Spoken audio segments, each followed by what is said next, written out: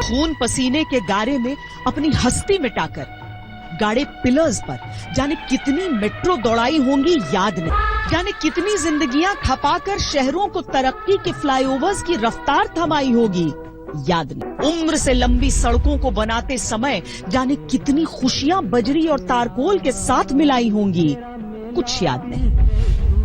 पैरों के छाले, तरस के निवाले और जिंदगी ऊपर वाले के हवाले, यही याद है, यही याद रहेगा। अब पैर में कट गए साहब। दिखाइए। आप तो क्या है, जब ना जूता पहने था तो वो जूता जब ना तब लागने लगा तो फिर उतार के इसको पहन लिया। तो जहाँ छाँव मिल जाता है वहीं सो जाते हैं। पूरे रात चलते हैं, दिन में चल नहीं पाएंगे, धूप होती है, गर्मी होती है। हाँ, गांव जाने के निकले हैं, गांव ही जाएंगे कुछ भी हो।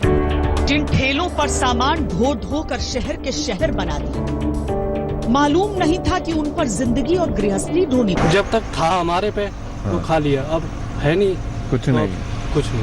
हम लोग माँ बाप को जो रहे हैं, बीवी बच्चा को जो रहे हैं। क्या करें, तो भूखा मरे तो क्या, इससे अच्छा गांव में ही जाके करते हैं। कुछ गांव से दूर रहेंगे, कम से कम गांव में तो रहेंगे।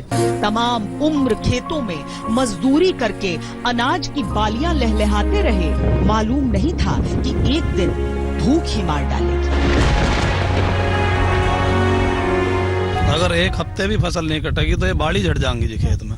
और किस मजदूर तो मिल ही नहीं, किसान जो है आपस में मिलजुल के काम कर रहे हैं। लॉकडाउन से सब बर्बाद है साहब, कुछ काम नहीं हो रहा, कुछ धंधा नहीं चल रहा।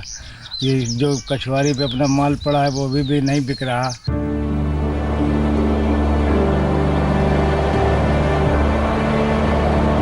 दौड़ते दौड़ते एक दिन पैर थक कर रुक गए, फिर हौसला थका और फिर धड़कने।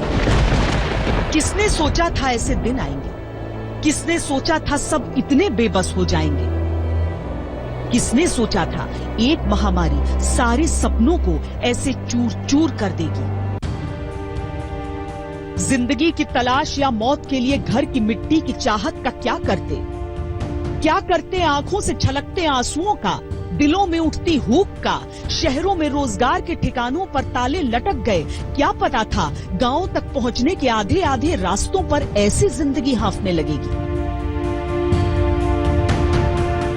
जितना भी लंबा हो जाना तो पड़ेगा ही। तो एक दिन तो मरना ही है, आज भी मरना ही है, कल भी मरना ही है, तो चल दिए हम लोग वहाँ से। डर तो लगता है, लेकिन मजबूरी ऐसी है कि ऐसे डर को इग्नोर कर देता है। क्या कर, मजबूरी है हम लोगों के सामने।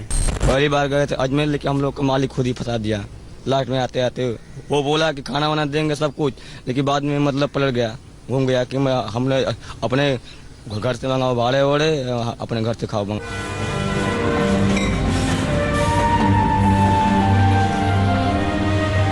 ट्रेनों से कटना नसीब नहीं था।